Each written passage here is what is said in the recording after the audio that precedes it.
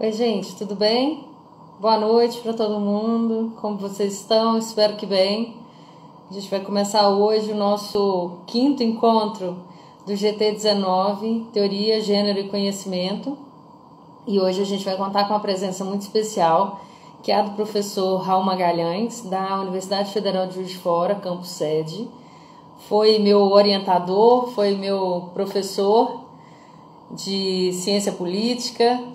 Eu fico muito feliz com a Mata da UFOP, que vai nos ajudar a mediar hoje essa conversa, a quem eu já enviei o convite, agora para o professor Raul Magalhães também. Ei, Júlia, tudo bem?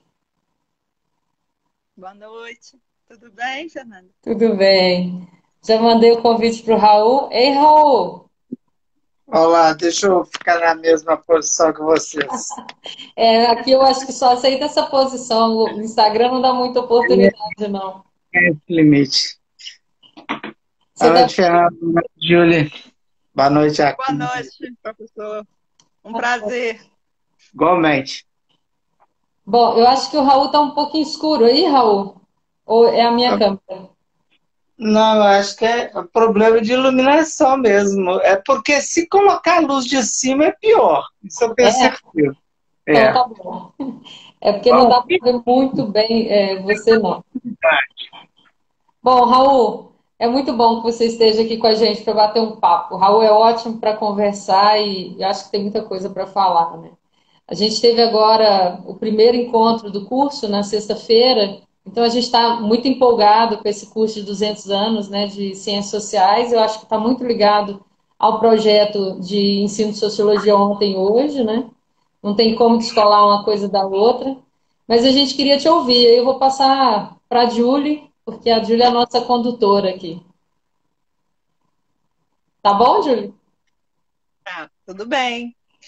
Tentando colocar aqui de uma forma mais confortável, para não ficar carregando.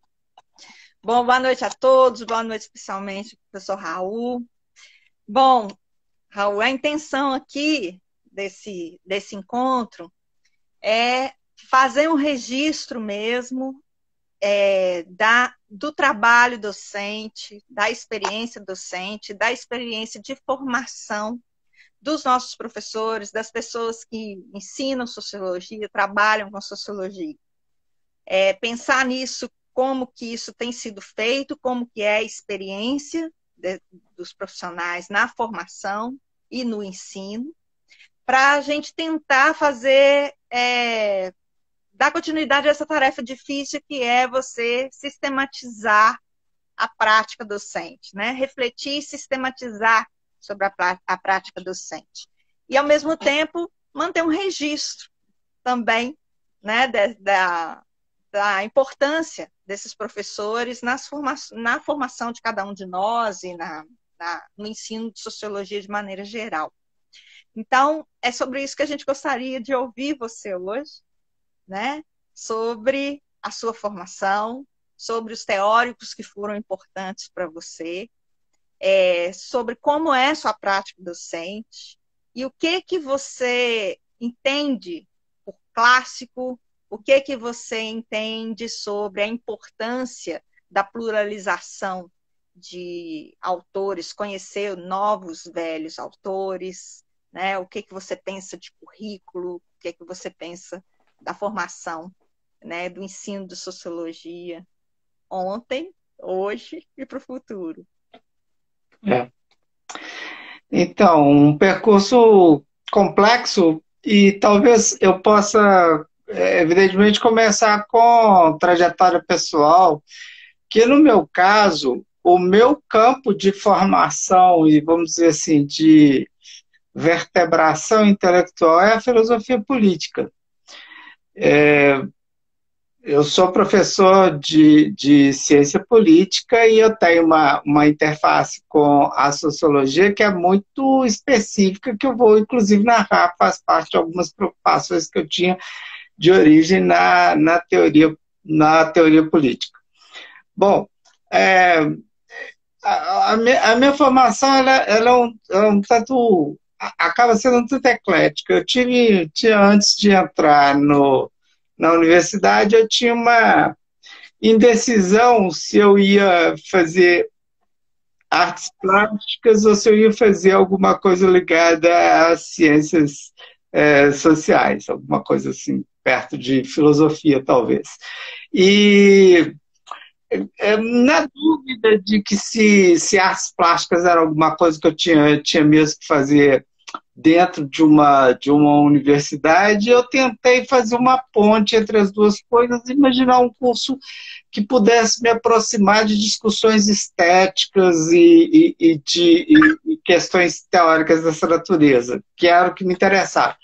E imaginei que o curso de comunicação social da UFMG, né, eu morava em Belo Horizonte, fui criado lá, poderia ser essa ponte, precisamente pelo fato de me aproximar com um campo de muito interesse na época, que era cinema, estética, tinha umas questões a esse respeito.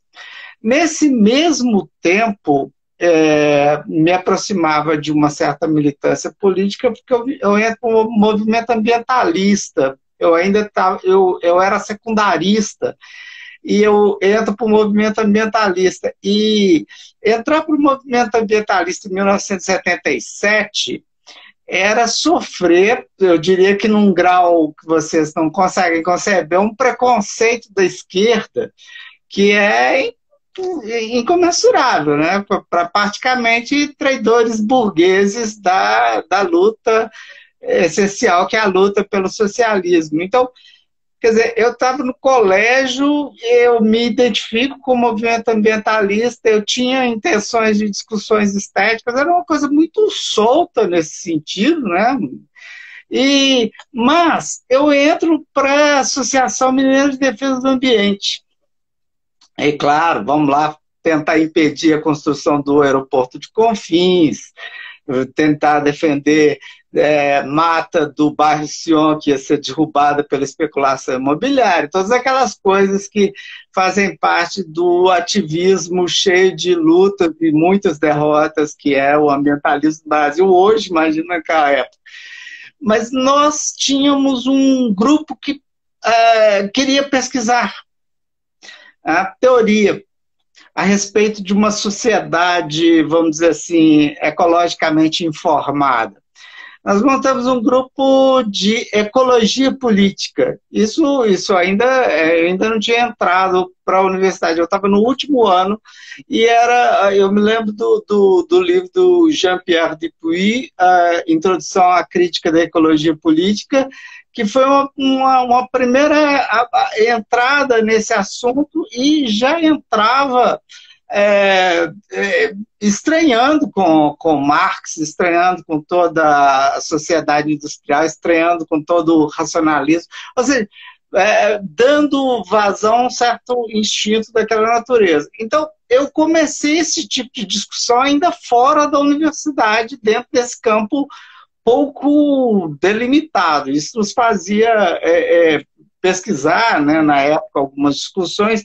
Tínhamos um colega que fazia economia e ele nos dava algumas ideias a respeito do Capital, do Marx, mas enfim, teve essa formação e aí eu entro no curso de comunicação social, e que é realmente muito interessante do ponto de vista dessa aproximação com o cinema, etc. Mas eu não tinha vocação para ser jornalista, que era talvez aquilo que eles especializassem as pessoas. Mas isso não importava muito, porque eu migrava da comunicação o tempo todo para o departamento de filosofia, era o mesmo andar da Fafiche, era o 8º andar da Fafiche, então eu ia fazer disciplinas lá na filosofia e no departamento de ciência política. E exatamente as disciplinas de ciência política, para o curso de filosofia, que eu tive contato com a professora Vera Alice Cardoso, que fez a primeira apresentação de Platão, enfim, a partir de um curso que ela deu de introdução à filosofia política. Quando eu vi Platão e Aristóteles, eu fui imediatamente identificado, né? Olha, isso aqui tem coisa para eu ler para sempre. Então, isso foi...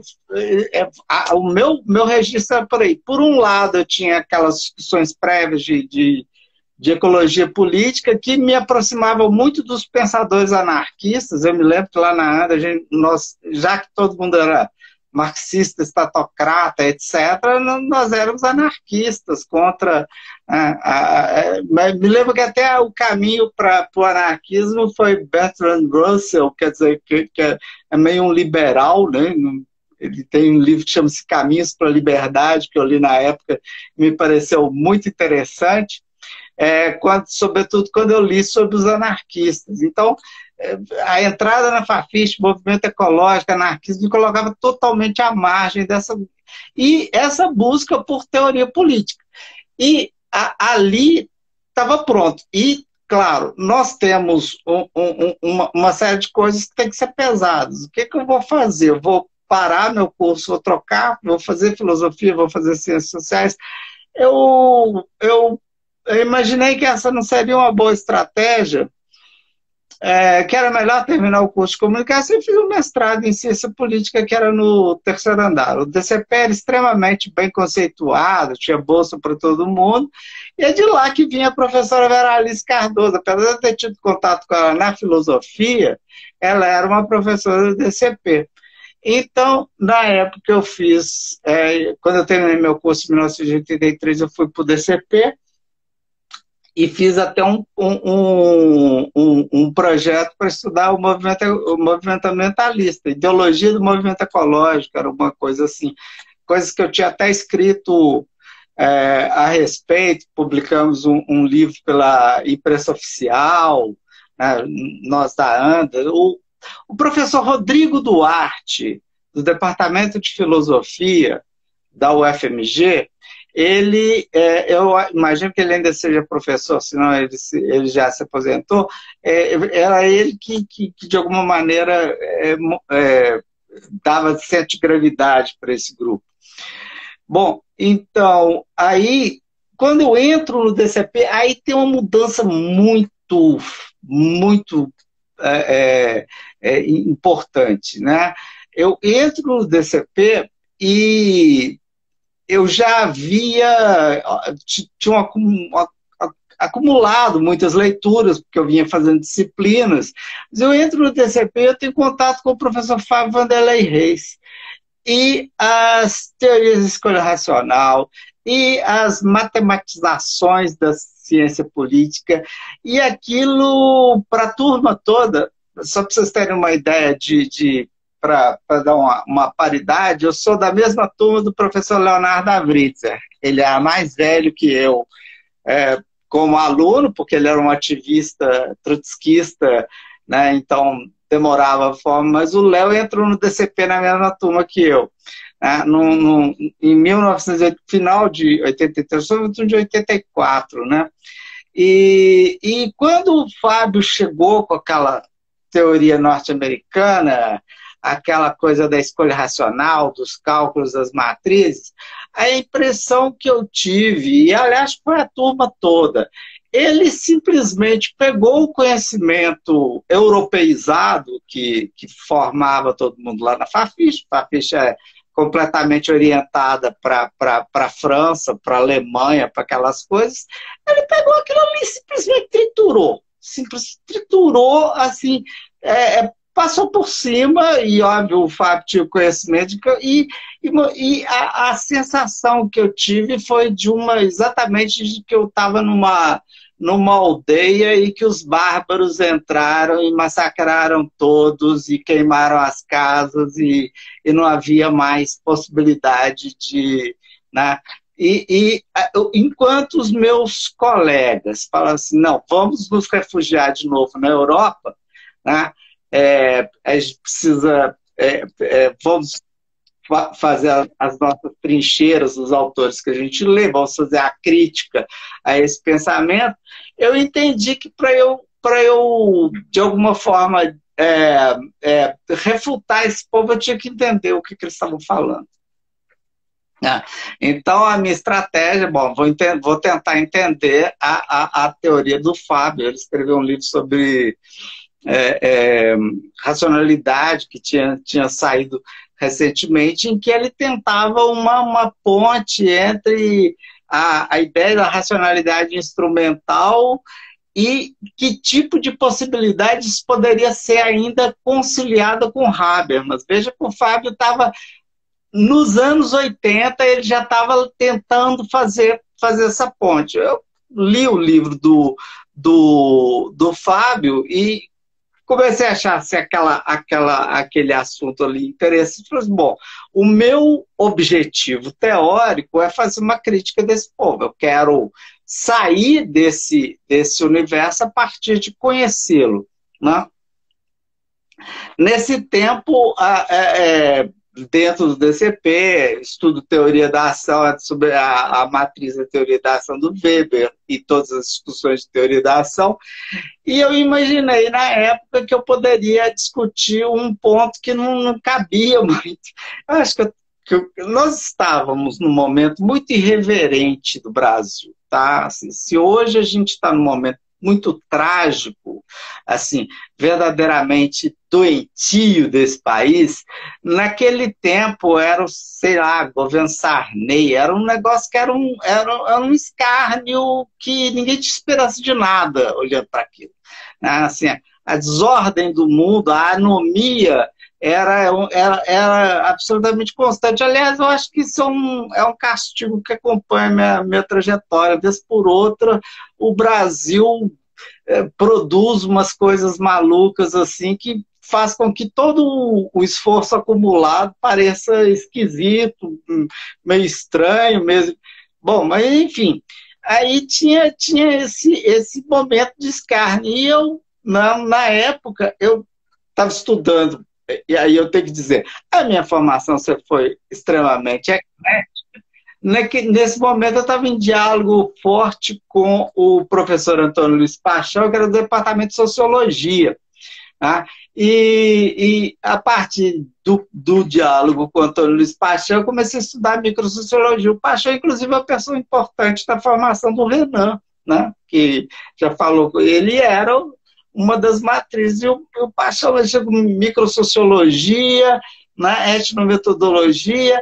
Eu vi ali e falei assim, bom, eu penso que isso é uma teoria da ação alternativa que pode me permitir, de alguma maneira, operar sobre uma crítica para a racionalidade instrumental da teoria do cálculo utilitário, do ganho-perda, enfim, de toda a matriz subjacente à teoria da ação.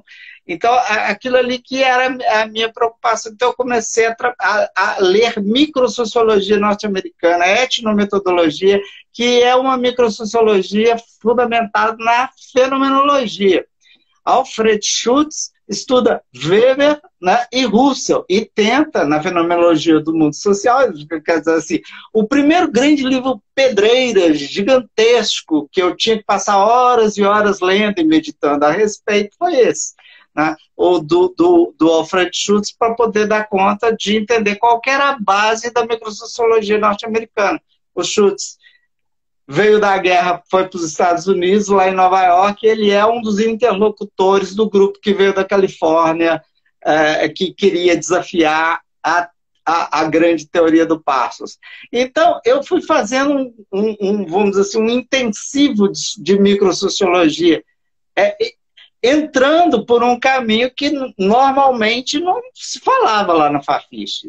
Isso não pertencia a exatamente o foco da Fafiche era e e provavelmente há de ser num certo futuro. É uma certa orientação nessa natureza para o continente europeu, né? Nem mesmo a Inglaterra entrava no caso. Bom, então eu comecei a ler por aí. E nisso vem a pergunta, qual o seu problema microsociológico? O meu problema microsociológico, influenciado na época, inclusive pelos estudos de microsociologia, que eram muito ligados a estudo de crime, foi o tema das drogas, né? Eu queria fazer uma crítica à teoria da escolha racional a partir do hedonismo envolvido no consumo de drogas, dos problemas, das irracionalidades envolvidas no consumo de drogas e da racionalidade instrumental que os agentes todos tinham que operar para viver no mundo das drogas. Enfim, e também um ponto que me chamava a atenção, que é de fundo na minha dissertação, em que medida estados alterados de consciência podem também alterar avaliações racionais. Enfim, eu tinha esse tipo de preocupação que me parece muito cheio de traços para poder virar um orientador. Normalmente diria, não, fecha isso daí. Então, Luiz Paixão não era assim, e o Brasil estava naquela situação de absurdo que eu acabei de narrar, né? Era um derretimento do mundo que eu achei que eu podia ser, inclusive, ousado na minha dissertação e fazer exatamente como eu queria.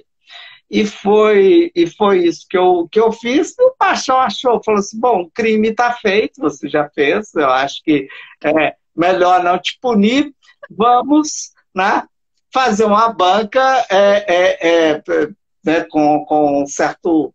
o chamou o Luiz Aureliano e o próprio Fábio. E, claro, o Fábio, inesperadamente, apesar de a gente ter tido aqueles debates, e isso é uma coisa que também é um defeito que eu tenho. Eu devia ter sido uma pessoa mais normal a esse respeito, porque assim, eu notava que meus colegas todos, quando debatiam, o professor discutia, eu reclamava, as pessoas se sentiam extremamente agastadas, humilhadas, etc. Eu nunca tive esse tipo de problema, sabe? De ir subindo com o professor e depois sentar com ele e continuar conversando. Assim. Eu não conseguia ter esses problemas. Então eu tive uma relação muito interessante com o Fábio na banca, né? Foi tensa, mas chegamos em pontos ali, né? E isso para mim já era bastante suficiente. Eu falei assim, bom, então agora eu vou abandonar esse negócio de universidade para sempre, porque isso aqui já deu o que tinha que dar na minha vida. Foi isso que eu falei. Achava que exatamente o Brasil estava derretendo. Naquele momento, não acreditava em nenhuma possibilidade institucional. Eu não sabia muito bem o que eu acreditava, não. Mas, o cenário era bastante... E aí eu falei assim, bom, então eu acho que o mundo deve estar acontecendo fora da universidade, que aqui dentro da universidade não está acontecendo nada que vou para fora. E fui para São Paulo, fui fazer trabalho social em São Paulo e eu não estava sozinho, mas assim, minha mulher era médica, foi tratada de uma favela lá em São Paulo, eu fui junto para... O que você sabe fazer? Eu tenho um diploma de comunicação, você vai mexer com a parte de comunicação da coleta seletiva da favela, essas coisas, né? Então tá.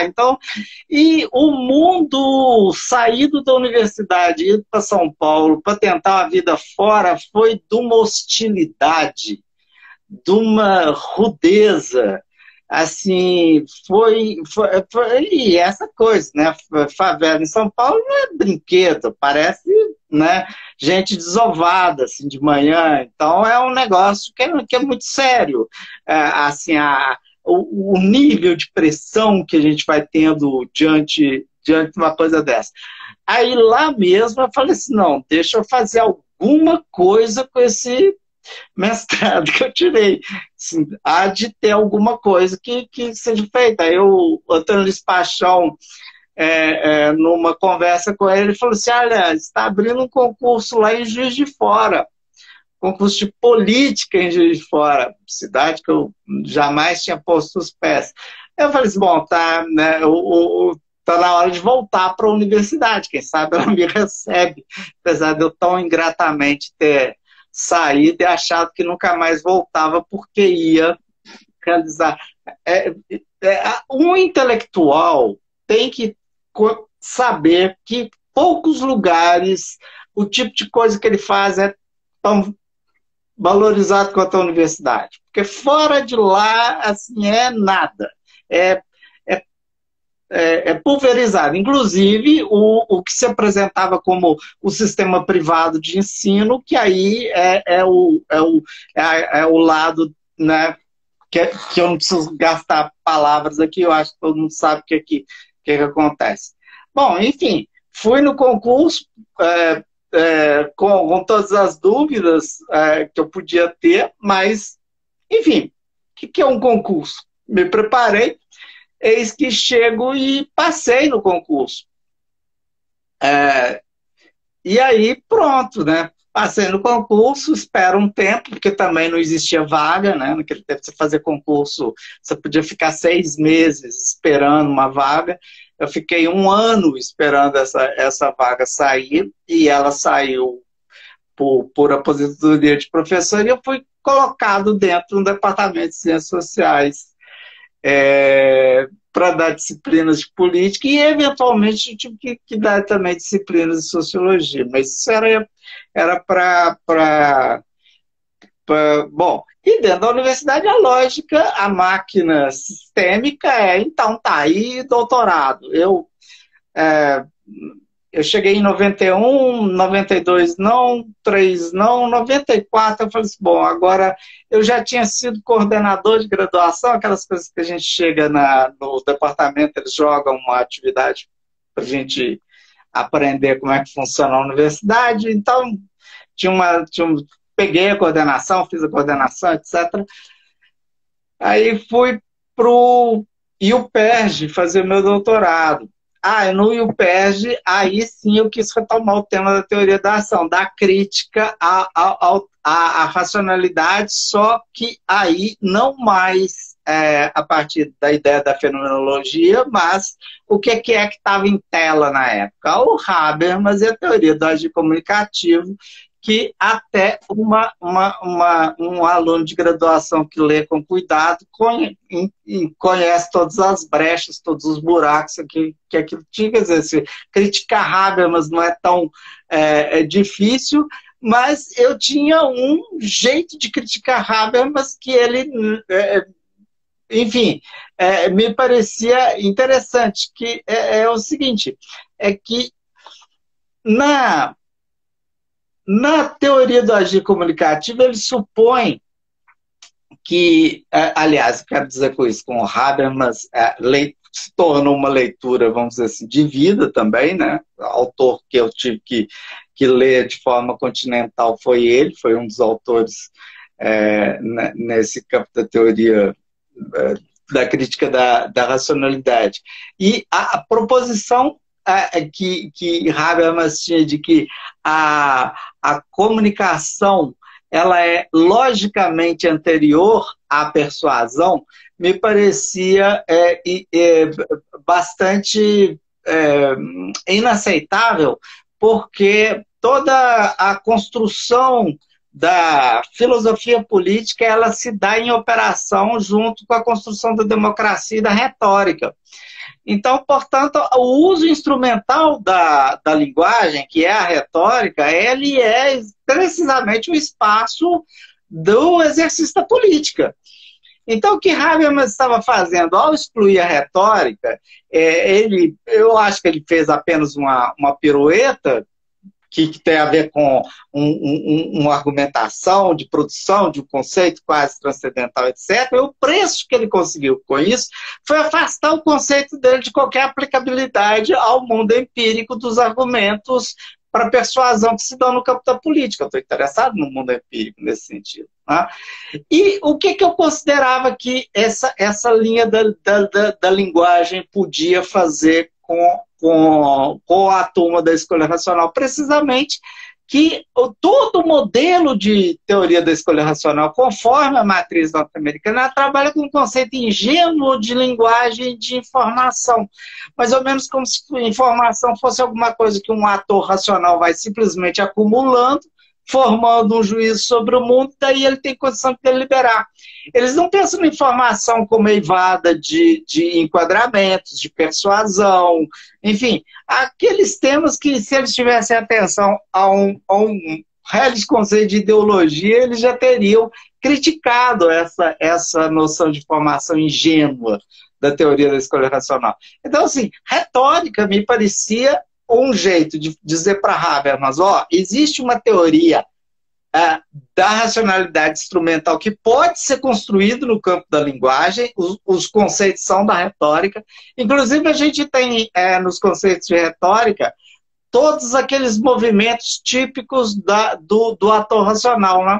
Quando Weber diz que um ator trabalha com a antecipação do movimento dos outros, o argumento deliberativo na retórica ele é precisamente a construção de cenários futuros. Você constrói argumentos sobre os cenários futuros para orientar a deliberação.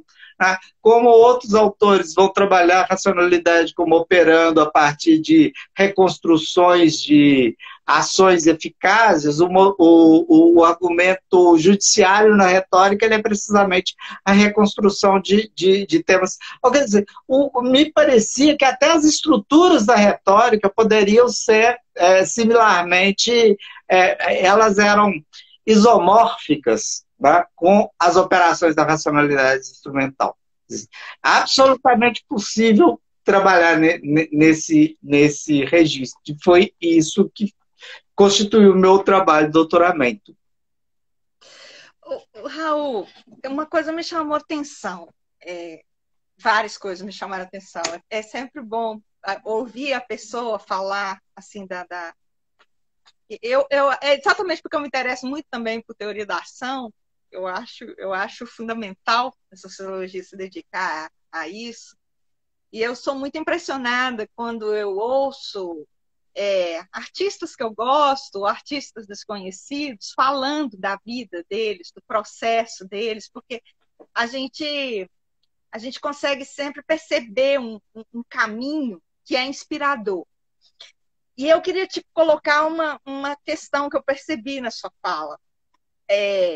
E aí, se você me corrija se eu estiver equivocada na minha leitura, e gostaria que você falasse um pouco mais disso. Você vai falando da sua formação e a gente vai percebendo a sua preocupação muito prática, né? Já desde a juventude, com um tema muito concreto, um tema que, como você mesmo colocou, estava fora da agenda, era mal recebido por quem estava tentando montar a agenda política social naquele momento, que é o tema da ecologia. Aí depois você fala, depois do mestrado, você desistir da universidade, né? E de você ir para o mundo, né? Você fala isso, né? Uma universidade que está fechada. Na universidade não estava acontecendo nada, as coisas estavam acontecendo ali fora, e você tem que trabalhar ali fora, você tem que se ver naquele mundo ali, cercado daquela série de problemas. E depois, você, embora esteja presente desde o início da sua fala, você começa a falar de conceitos, perspectivas, teorias. Então, à medida que eu fui te ouvindo, eu fui percebendo aquele movimento que alguns autores que eu gosto falam que é essa passagem do problema, do concreto, para a conceitualização, né? Você considera que a sociologia, ou que a formação em sociologia, necessariamente nos afasta dos problemas concretos à medida que a gente se mergulha na conceitualização e depois a gente tem dificuldade de voltar, e que talvez fosse essa a dificuldade, por exemplo, do professor no ensino médio, fosse essa a dificuldade do professor na graduação, quando ele está trabalhando com esse público que está muito interessado, muito preocupado com problemas reais. Como colocar o ensino de sociologia para funcionar, para atender essa demanda por reflexão por problemas reais? Enorme desafio, Júlio, porque, veja bem,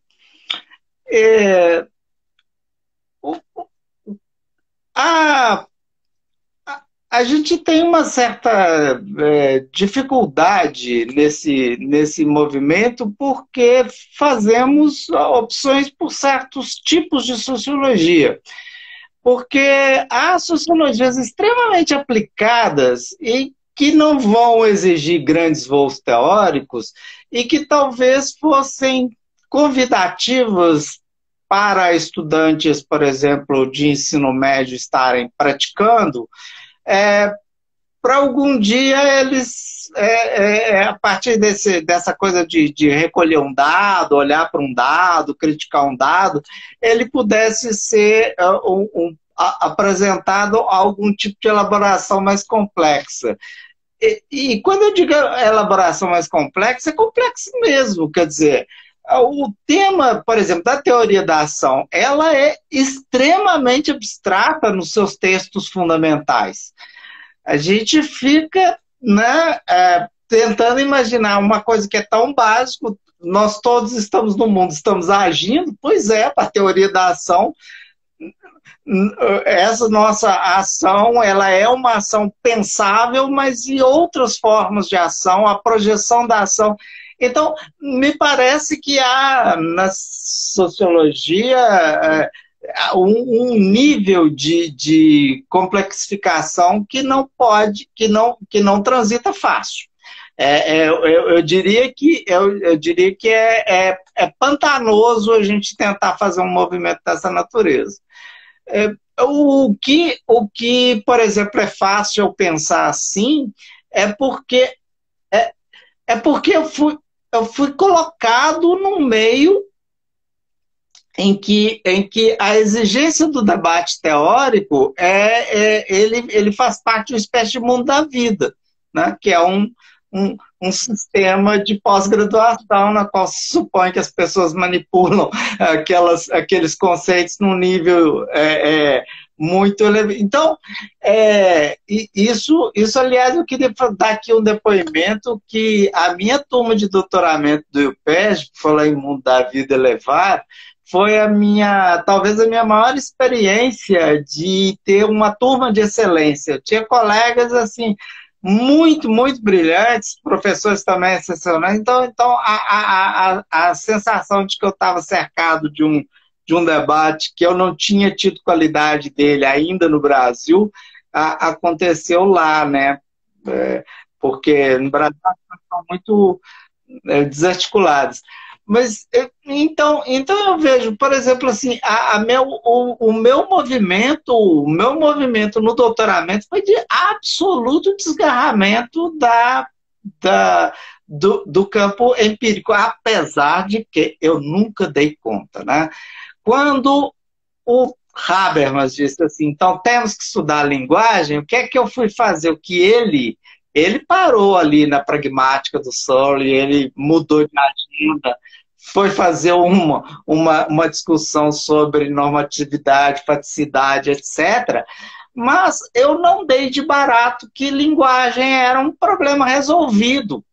Eu fui estudar, e aí, quando eu fui estudar linguagem, eu fui estudar a produção de linguagem em situações de argumentação.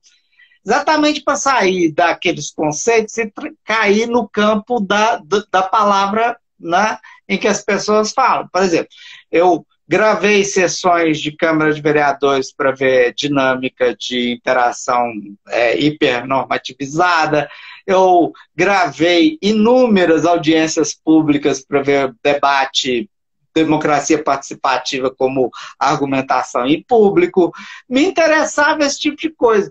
Só que aí, agora que eu vou te dizer que era a coisa mais terrível, à medida em que eu conversava com os linguistas que estavam interessados com isso, nas ciências sociais não tinha ninguém para poder dar conversa, entendeu? Então, a agenda de tentar estudar, por exemplo, a argumentação retórica, etc., me afastou das ciências sociais. Afastou da interlocução. Até que eu apresentava os trabalhos na POC, o povo achava possível, etc., mas a interlocução mesmo, ela não era operativa. Não era operativa. Agora, essa interlocução seria mais do que evidente se a gente considera aqui no seu relato, na sua história, a importância da fenomenologia e da etnometodologia. Quer dizer, você não abandonou isso. Pois é, esse seu cuidado, né? Esse retornar para a linguagem, tem a ver com essa experiência lá atrás, né? Com essa formação lá atrás. Sim, tanto que a etnometodologia, a tradução do livro do Garfinkel, que eu e o professor Paulo Gago coordenamos, que saiu pela Vozes, tem a ver com essa conversa. Agora, veja, com quem que eu fui conversar com a etnometodologia? Com o pessoal que faz linguística, sociolinguística. Eles estudam aparecimento de linguagem. E na época tinha uma professora sênior do departamento de linguística que tinha uma pesquisa chamada Produção de Fala em Situações de Conflito. Ela tinha dados fantásticos, coisas gravadas, e eu tive acesso a esses dados e fiz um bocado de coisa a partir desses dados de PROCON, pessoas discutindo garantia, pessoas discutindo garantia de carro usado. Você pode imaginar que coisa maravilhosa que alguém discutir garantia de carro usado? O mundo pressuposto da compra de um carro usado, se o mecânico olhou ou não olhou. Pois é, eles não sabiam trabalhar com essa coisa de mundo pressuposto, de ordem tácita,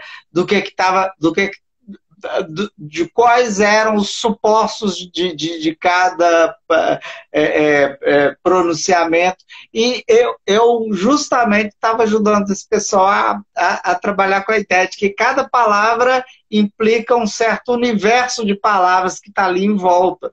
Isso eu aprendi lendo Merleau-Ponty. Foi lá na fenomenologia, lá atrás, que eu tive contato com essa primeira ideia e depois eu só vi essa ideia crescendo em aplicabilidade de pesquisa. Agora, coisa curiosa, a etnometodologia tem entrada na linguística que na sociologia continua maldita do mesmo jeito, ninguém quer saber. Isso é um outro ponto. Você considera, assim, depois dessa estrada toda, que essa impressão que nós temos, e aqui à medida que o ensino de sociologia ontem e hoje vai caminhando, a gente vai percebendo alguns traços em comum. Né? Essa formação, as pessoas que se formaram aí no final da década de 70, dos anos 80,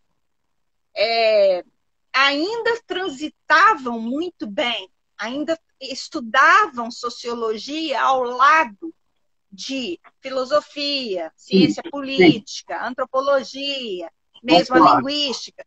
E a gente via indivíduos chegando, como o Vanderlei, lá na UFMG, o Fábio Vanderlei, como as pessoas chegando com as novidades, né, indivíduos introduzindo ali as novidades, aquilo que era novidade ali naquele campo. E você vê um ambiente aberto por parte dos alunos, por parte dos professores, uma curiosidade que seja, né?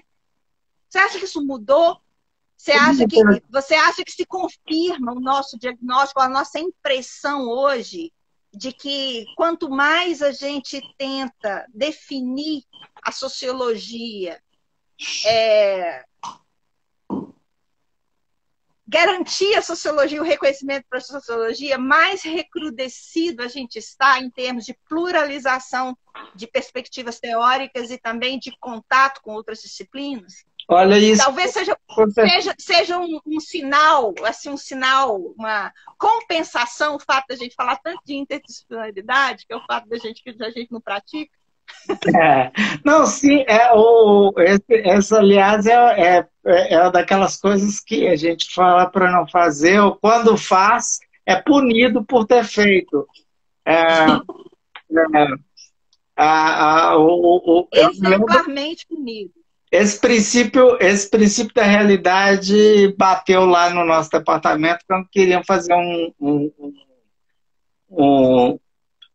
uma pós-graduação e vem a CAPES e diz assim, não, queremos títulos de especialistas, né? Então, a titulação do grupo está muito diversa, está muito eclética, e aí a reclamação agora, sim, certamente os programas, hoje em dia, eles têm, obviamente, mais recursos, mas o investimento numa verticalização de um conhecimento especializado em sociologia, por exemplo, é real.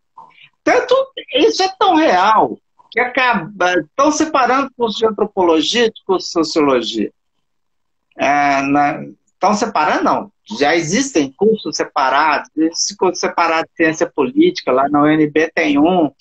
Então, olha, eu sempre, né, por ser da área de política, eu sempre gostava de zoar o pessoal lá do departamento, dizendo, olha, na teoria política não começou no século XIX, nós estamos falando de 25 séculos por baixo de acúmulo, e a gente tem que ter conversa com a filosofia política, né? Não existe teoria política que não leve Aristóteles a sério em determinadas mecânicas que ele aponta ali na política. A ideia do jogo de classes, da mescla de constituições, todas aquelas ideias, elas são tão persistentes no que vem depois que isso tem que ser considerado. Então não tem tanto problema, mas essa ciência, né? Essa coisa maluca de que a gente tem que acumular conhecimento muito verticalizado. Olha, é real, eu não sei como desfaz isso, eu creio que isso eu espero, né? Eu sei, as minhas experiências curriculares, nós criamos um bacharelado interdisciplinar em humanidades. Olha, se pudesse se o ICH pudesse nos colocar num paredão e fuzilar, porque a gente fez isso, eu acho que eles fariam, sabe? Porque eles consideram que isso é a suprema traição.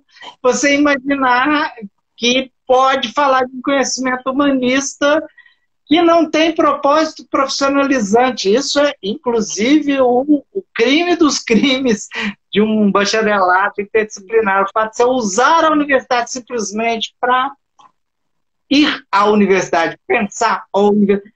Muito provavelmente eles devem ter certeza que todos os engenheiros estão trabalhando com engenharia, todos os cientistas sociais estão trabalhando com ciência social, com sociologia. Isso não é verdade. Nem isso é verdade. Então, a ideia de uma universidade aberta a esses usos. Mas não tem como colocar um ponto favorável, que foi a evolução que o sistema de pós-graduação teve por trazer recursos que começaram a impactar desde a graduação, bolsas de iniciação científica, que depois trabalhos remunerados, vamos dizer assim, por dissertações de mestrado e tese de doutorado. Então, a gente tem um ganho de estruturação da área que não existia. Então, a gente pode falar assim, bom, era mais aberto à conversa, mas era muito menos estruturado. Só para você ter uma ideia de como era menos estruturada, minha turma, entramos 20 bolsas. Nós estamos falando 1984, 20 bolsas. 3 pessoas entregaram dissertação. Leonardo Avritzer, eu e a nossa colega Cândida. Os outros simplesmente abandonaram, isso era a regra. Quer dizer, você vê que o nível de ineficácia de um sistema de hoje, isso não existe, não é verdade? Hoje, o sistema ele gera muito mais conhecimento. Isso teve a ver com uma coisa que é uma compra hiper tardia de modelos de gestão de ciência mais bem organizada burocraticamente, aí fazendo um elogio ao bem organizado burocraticamente. Tem sistemas de avaliação, premia. O grande problema é que a premiação no Brasil é atuarial. Quem ganhou, continua ganhando. Quem não ganhou, não vai ganhar nunca. É um negócio meio esquisito, porque os centros antigos do poder, né, que ficam nas mesmas cidades, que se você contar a história do Brasil, você vai ter que falar dela direto, né? Não tanto Ouro Preto, mas certamente Rio de Janeiro, certamente São Paulo, certamente as capitais do Brasil, são também os lugares onde mais recursos e núcleos científicos se formaram. Quer dizer, e é lá que esses recursos continuam sendo distribuídos em situação de escassez. Somente numa situação de abundância que a gente teve nesse ciclo que nós perdemos, que lamentavelmente, é que nós tivemos uma expansão do sistema que parece que tinha dinheiro para todo mundo. Mas encurtou o dinheiro, no CNPq você pode ter certeza que certos grupos da física e certos grupos da genética vão ser os últimos a ter dinheiro cortado, né? Isso é marcado. E aí depois, se vocês quisessem entrar nas nossas áreas de ciências humanas, veria essa lógica se reproduzindo. Né? Aonde que você vai cortar? Exatamente aonde não... Então, nós temos um problema de terceiro-mundismo na nossa produção e, paradoxalmente, a nossa resposta foi muito boa. Eu acho que teve uma perda de universalização, mais trabalhos aplicados, trabalhos empíricos, inclusive trabalhos de teoria estrito sensu, mais, né, que pessoas no Brasil inteiro se desenvolvem e estão fazendo bem. Nós temos muitos problemas no Brasil com relação à avaliação dos nossos conhecimentos e que a gente precisava ser mais descentrado de alguns parâmetros, né? O que eu quero descentrar de alguns parâmetros? Por exemplo, isso é coisa que eu acompanhei. Eu fui da FAPEMIG, fui membro de Câmara da FAPEMIG por um tempo, julguei aqueles projetos Então, eu consegui ter uma visão, mais ou menos, do que se produzia aqui em Minas Gerais em termos de pesquisa científica. Então, para você ter uma ideia de como que a nossa área é complicada. Nós temos uma coisa que as outras áreas não têm. Eles qualificam muito mais os trabalhos deles, ou seja, dão notas mínimas. Nós somos muito mais rigorosos com os nossos, a gente elimina, diz que isso aqui não pode. Então, do que demanda, a gente já tem esse filtro que é forte. Que as outras áreas, eu notei, comparativamente, tem menos. Tá? Eu me lembro que numa vez, numa distribuição de bolsas do CNPq que aconteceu aqui em Juiz de Fora, fizemos o trabalho, veio o consultor do CNPq, a gente sentava, ficava dando nota no trabalho, terminou, assim, eu me lembro que o nosso colega da biologia tinha que qualificar tudo. Tudo! Aí eu falei assim, mas... né? Queimei a cabeça lá, porque normalmente uma coisa que a gente aprendeu, quando você vai recusar um trabalho, você tem que fundamentar, porque você está recusando, é um negócio circunstanciado. E eles qualificam tudo, quer dizer, vai pegar tudo, mas ele não. Então, são formas de gestão, né, que estão dando. Mas tem um outro ponto que eu acho que é fundamental da nossa pobreza. Quando eu estava lá, por 2 anos, o Aécio Neves era o governador de Minas, ele conseguiu dar o tal do 1 ou 2% do orçamento de Minas para pesquisa. Tá? Isso foi possível na época pela boa situação do Brasil e de Minas Gerais na época. Pois é, por 2 anos, por 2 anos. Toda a demanda que entrou na Câmara de Ciências Humanas, Letras e Artes, e Economia e Administração, que era uma grande Câmara, por 2 anos, tudo que tirou 7 foi financiado. Entendeu? Então, assim, antigamente era assim, você dava 9,8 pontos, 8,9 era ponto de corte. Todo mundo abaixo recebia uma cartinha. Devido à elevada demanda qualificada, o seu projeto, não obstante seus méritos, alguma coisa assim, não pode ser financiado. Tudo. Você imagina, se isso fosse mantido, tudo foi financiado. Todo mundo que ganhou 7 foi financiado, porque tinha dinheiro para isso. E era muito dinheiro, não era o dinheiro que tinha a ver com a dotação. Então, o que eu penso agora para poder fechar o raciocínio? O nosso desafio para o futuro é fazer um ensino, vamos dizer assim, irrigado de possibilidades de bolsa, irrigado de possibilidades financeiras. A nossa batalha é de financiamento mesmo. Porque o nosso caminho de especialização não tem muito mais volta, não. Essa coisa de doutorado, etc. Então, as bancas vão estar sempre exigindo conhecimento, mais problema. As pessoas que tiverem essa inquietude, né, hiper saudável de saber que a filosofia está ao lado, que a literatura nunca deveria ter sido abandonada, ótimo. Mas esse é um caminho que eu acho que não tem mais volta. Há um certo ciclo heróico das ciências sociais que a gente podia estar constelando autores e fechando, é um caminho, como linguagem nas ciências sociais, muito problemático hoje em dia, por falta de interlocutores. Um trabalho assim. Aliás, você diria que a organização do ensino, seguindo esse raciocínio, que a organização do ensino de sociologia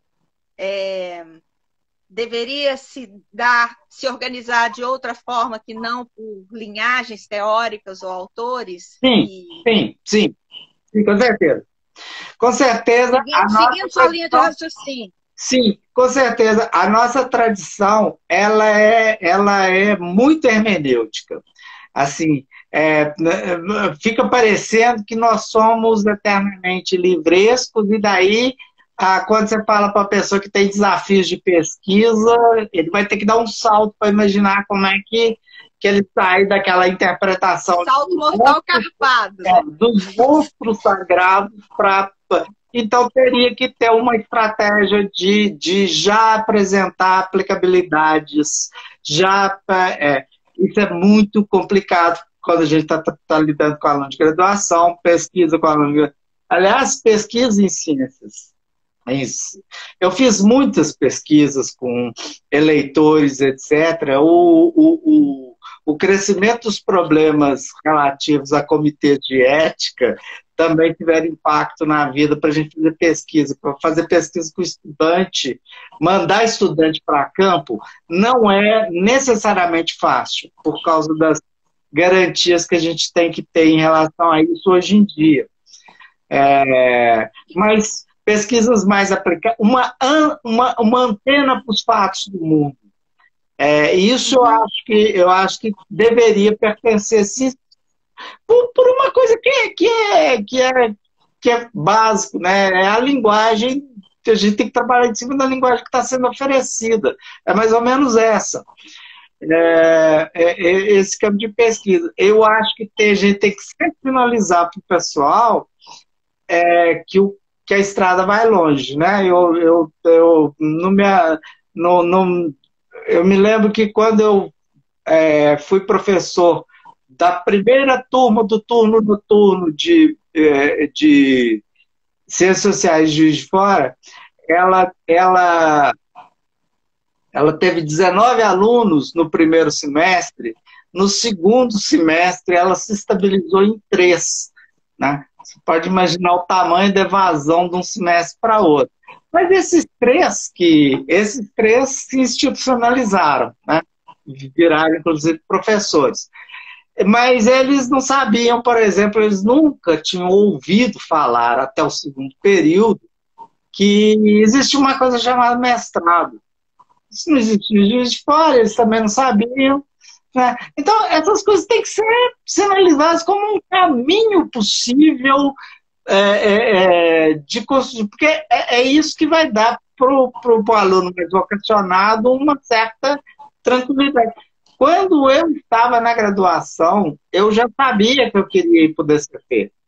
O Departamento de Ciência Política era o meu caminho, é para lá que eu vou.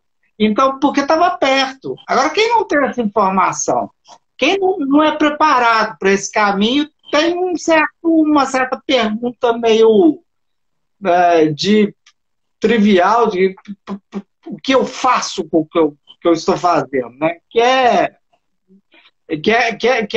uma pergunta terrível em se tratando de ciência social, que permite que você faça tantas coisas, alguém se perguntar ainda se tem alguma coisa para fazer com aquilo. Mas esses caminhos são de afunilamento, mas mesmo assim eles têm que ser finalizados. Eles têm que ser finalizados. Eu queria fazer um comentário antes de. Porque, assim, aqui eu tô caladinha, né? Professora, ex-orientadora, então, para mim, eu tô tendo um déjà vu. É ótimo ouvir o Raul, eu sou apaixonada com o Raul, assim, impressionante, fã número um mesmo. Mas, como a Júlia já falou no outro encontro, que esse é o quinto, Raul. Ela fala que quando dá uma hora, a gente fala assim, nossa, vocês acreditam que a gente está aqui há uma hora, virou o chavão, né, da coisa. Mas é isso, assim, a gente está indo 1 a 2 horas batendo papo e achando ainda que está pouco. Mas eu queria fazer um comentário antes, porque essa coisa de falar o ontem e falar, né, como é que é a vida como professor, como é que a formação influenciou. Então, antes que o Raul fale sobre isso, Raul está falando aí de questões práticas e de perspectiva de futuro. Eu acho que muito do que eu fiz na vida, muito assim, 90% eu devo ao Raul. O Raul foi para mim inspiração teórica, prática, pessoal, profissional. Ainda hoje, assim, como professora no departamento, às vezes eu falo assim, penso, né, comigo, mas eu estou agindo de uma forma totalmente diferente do que eu acho que deveria ser, porque o Raul sempre foi uma pessoa muito plural, de críticas muito honestas, diretas, assim, mas nunca fechou o diálogo, até o jeito dele falar, nunca teve nada de agressivo. Ouvindo ele falar aí sobre a banca, achei muito interessante, porque eu não sabia dessa história, né? Então, assim, eu tenho uma dívida enorme com o Raul, mas em diversos sentidos. Quem me apresentou a ITCP, que é a Incubadora Tecnológica de Cooperativas, foi o Raul. Falou comigo um dia assim, você sabe que aqui em cima tem um negócio chamado Incubadora Tecnológica de Cooperativa? Vai lá para você ver como é que é. E aí eu fui ser bolsista de extensão, na época a gente concorria com a universidade inteira, passei em primeiro lugar, fui ser aluna do Paul Singer, então isso abriu um monte de portas para mim na época, né? Trabalhar com a Sônia Eckert. Foi também uma pessoa, eu fui monitora de sociologia do Raul. Aí ele falou comigo, eu não esqueço disso, eu não consigo até hoje ter monitor, viu, Raul? Aí a culpa é sua. Raul me botou para fazer pesquisa de livro na biblioteca e falou assim, não tem esse negócio de monitor da aula para o professor, não. Vai para a biblioteca pesquisar o que tem disponível. Eu não consigo fazer seleção para monitor até hoje, eu não acredito na história do monitor, assim, não me convence, eu acho que tem seu fundamento em várias disciplinas, mas eu não sei lidar com isso ainda. E a questão ambiental, que já era forte em mim, mas quando eu encontrei com o Raul, aí foi aquela influência pesada. Eu lembro do Raul, você não deve lembrar disso, Raul, mas você me mostrando um jornal da Anda e falando, olha, essa mulher aqui é caratinguense como você. Quer dizer, foi aquele estímulo, né? Você lembra disso? Ali na Aristóteles Braga. Então, assim, tem muita influência na minha vida, a questão da perspectiva da disciplina, né, da perspectiva crítica. Eu acho que o Renan falou um pouco sobre isso no nosso último encontro, né? Como é que tem pessoas que marcam a vida da gente na academia. E certamente o Raul, a etnometodologia, fenomenologia, até hoje eu dou Peter Berger para os meus alunos, é o primeiro livro que eu dou, influência direta, né? Gilberto Salgado também teve uma forte influência, né? Infelizmente já não está mais aqui, mas foi uma forte influência. E aí a orientação do TCC também, porque quem me disse que existia mestrado, que existia um negócio chamado IUPERJ, que eu botei numa lista que tinha 20 instituições, eu falei, isso aqui eu não passo, né? Isso aqui, todo mundo que eu conheço que é, assim, muito bom, passou lá, eu não vou de jeito nenhum. Foi o Raul também, aí passei no IUPERJ sem acreditar direito que tinha passado na época, né? Porque eu era uma capioa, né? Que tinha saído de uma cidade de 4 mil habitantes, e que não tinha referência de capital cultural. Na minha vida não tinha, né? Avós analfabetos. Então, toda essa influência, que é também de pessoas, né? Não só instituição, porque tem um diálogo ali que a gente faz, às vezes, até truncado, que a gente não tem muita oportunidade para falar, né? Ele acontece, mas eu não queria perder a oportunidade de falar isso. Assim, essa conduta ética, sóbria, né, que me influencia muito até hoje. Eu queria ser mais democrática como o Raul, porque o Raul sabe ouvir muito, sabe, e considera todos os pressupostos. Eu acho difícil encontrar uma pessoa que ouça tão bem. Você fala com ele, ele ouve, ele não desconsidera, ele não faz aquela leitura atravessada, né? Respeita todos os parágrafos do seu texto, enfim, critica todos os possíveis, te dá outras possibilidades. E aí, Raul, eu acho que seria bom você contar para a gente assim, como é que você pensa o ensino, porque eu me lembro do que eu sei de ciência política, eu lembro das aulas com o Rubinho, eu lembro as aulas com você, eu lembro até hoje, comentei isso aqui já, das aulas com a Helena Mota sobre populismo. Né? Quando o professor é bom, quando ele dá aula, de fato, ele sabe, né? Ele empolga a gente, e a gente não tem uma relação ruim com o conhecimento, não. Aquilo fica. Eu lembro das aulas, assim, sobre Platão, eu lembro de eu marcando os textos, né? E queria até ter uma relação dessa com os meus alunos, assim, uma relação que apaixonasse, né, com a disciplina. Às vezes eu acho que eu mais refuto do que faço eles ficarem apaixonados, porque quando a gente coloca a sociologia num determinado plano também, né, acaba afastando. E, Júlio, o Raul brigou muito comigo quando eu fui fazer mestrado em sociologia, mas isso eu não vou contar, não. Ele conta. Ele falou que Também, tinha né? traído ele. Brigar com o quê? Eu penso que tem duas dimensões que é muito importante. Assim, é, a primeira é com relação ao próprio professor.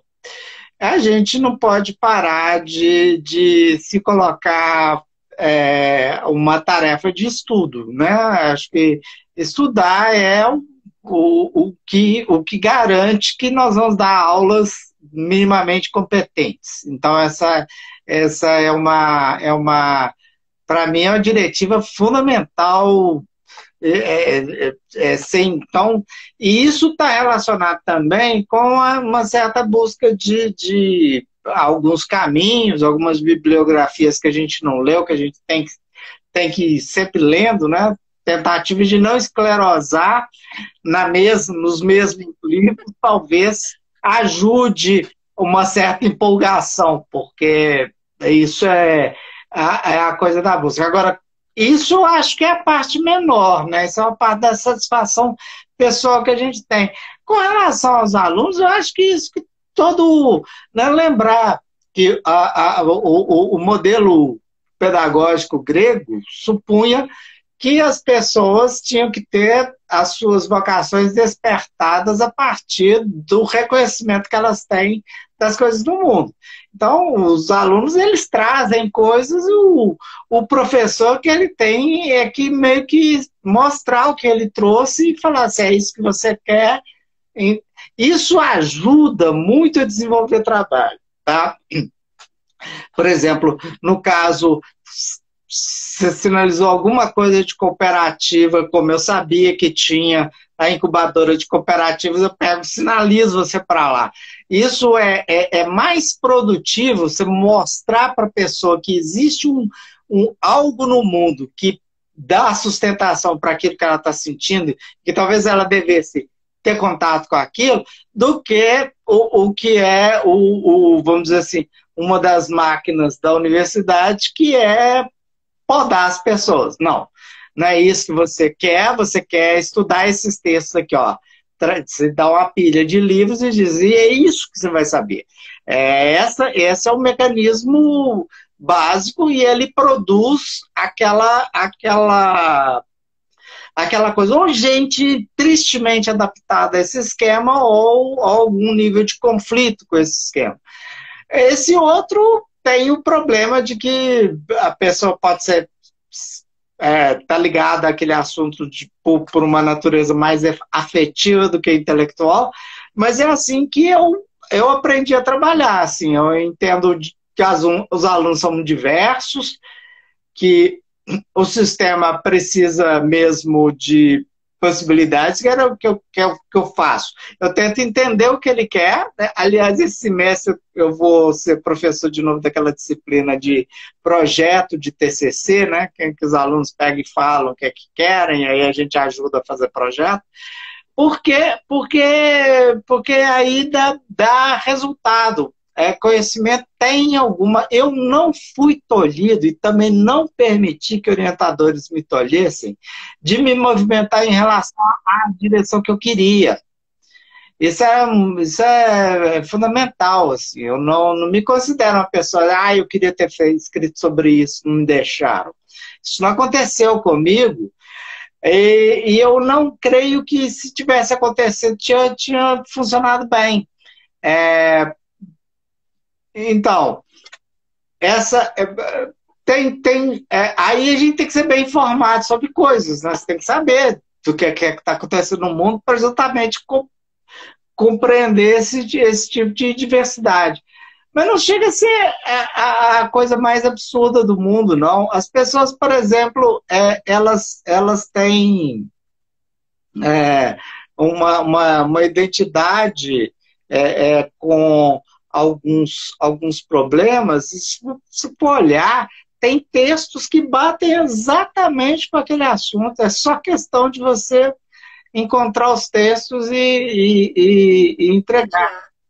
Agora, uma coisa que está mudando muito, né, gente? Eu sou já quase fim da minha história, mas o cenário está mudando muito. Eu vejo um certo fronte de batalha de vocês com relação às clássicas da sociologia. Isso não existia. Isso é um fronte, né, de as mulheres que produziram textos relevantes em ciência social. Isso é uma agenda que é uma agenda de batalha que está acontecendo agora para nós, ou seja, pode-se até imaginar que... Mas que isso coloca problemas para frente, coloca problemas também de formação. Que obviamente não foram contempladas pela minha geração, porque esses temas não eram tão marcados como estão sendo marcados hoje. Eu me lembro que agora eu tive um curso de políticas públicas e sociedade, aliás, estou tendo nesse semestre. O meu estagiário docente é um aluno que está fazendo mestrado, tem até um xará, Raui, ele é da Guiné-Bissau. Tá? Então ele veio fazer estágio docente, nós estamos nesse ensino remoto, eu pedi para ele montar uma apresentação sobre políticas públicas da Guiné-Bissau, e ele fez, aliás, muito bem. E o que é que acontece comigo, o que acontece com os meus alunos todos da turma de políticas públicas e sociedade? Nós somos absolutamente ignorantes em relação à África. Tirando que eles foram objetos de imperialismo, a gente não sabe as histórias, a gente não sabe as particularidades. E ele veio fazendo uma narração apontando para isso. E eu falei assim, por que eu não sei? Eu não estudei, eu sou uma universidade que, não obstante ser de um país que se construiu em cima da escravidão, nunca olhou para a África, sabe nada nunca considerou que um brasileiro instruído tinha que saber sobre a África. Não teve isso no colégio, não tive isso na faculdade, estou tendo isso como luta política agora, consequência de um cenário. E se a gente vai olhar para a coisa, é errado mesmo, não faz sentido nenhum. não saber. Inclusive, para a gente falar de discurso pós-colonial, decolonial, para a gente falar de descentramento do mundo europeu, para a gente falar de tantos descentramentos, a gente tinha que saber quem que são os outros centros. Claro, e olha, para eles o peso de colonialismo é muito mais assentado, problema, né? Agora, o que a gente sabe sobre isso? É nada, e por ignorância, não por irrelevância, é pura ignorância. Então, tem um cenário que é muito mais interessante, não é como nós vamos ensinar aquela sociologia por métodos novos, é que sociologia, que ciências sociais vão ser feitas, quais são os fatos sociais que a gente vai estar debruçado sobre isso. Isso não está desenhado, e não precisa ser a mesma coisa. Isso não precisa ser a mesma coisa, eu acho que tem uma agenda aí que tá em aberto nesse sentido, né? Muito bem. E aí, para pensar, e só uma curiosidadezinha, porque tem se falado muito de clássicos, clássica, retorno ao clássico, a preocupação com o clássico. E aí eu queria propor o uso do seu conhecimento para fazer a análise dessa linguagem que o mundo está oferecendo para a gente.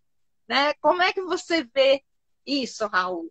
Esse conceito de clássico e essa necessidade de se conceituar clássico, e mesmo essa estratégia, como você disse, saber que existiram mulheres que contribuíram para a produção do conhecimento sociológico, produção de métodos, tradução criação de conceitos-chave, é algo que um sociólogo dito instruído deveria saber, porque faz parte dessa sociologia que a gente acha que ela deveria ter um lugar no mundo, né?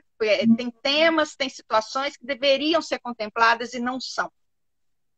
O caso da condição feminina é um caso gritante disso, né? É uma ausência gritante, uma ausência ensurdecedora. Mas falar de clássico, usar essa estratégia de incorporar como clássico e exigir essa reconceituação do clássico, como é que você vê isso? Você vê isso como uma estratégia? Você vê isso como... O que essa linguagem que o mundo está oferecendo para a gente te diz? Olha, na filosofia política isso é mais, de alguma maneira, tranquilo, né? Porque ela é ancorada em um período que é historicamente chamado de período clássico. O pensamento daqueles autores, eles estão numa antiguidade, pensando em Platão, estou pensando em Aristóteles como uma espécie de chute inicial da teoria política. E aí, então, na filosofia política, a gente teria o estudo dos clássicos sempre justificado num movimento que a gente pode imaginar como o pensamento original. O pensamento original da onde você deriva conceitos que se transformam, né? Eu penso que qualquer pessoa que tentar trabalhar o conceito de classe social, ele vai ter que se enfrentar com algumas variantes do que se diz que é classe social a partir das teorias de estratificação, os problemas se a classe social ela pode adquirir o status de agente coletivo, etc. Ou seja, essas coisas todas deveriam estar presentes. Mas, se a pessoa quiser compreender isso, talvez o retorno às discussões originais de classe, eu imagino que sejam muito fundamentais. Então, assim, eu entendo os autores clássicos como fontes, né? Como pensadores de origem que é deles que nós podemos pensar alguns conceitos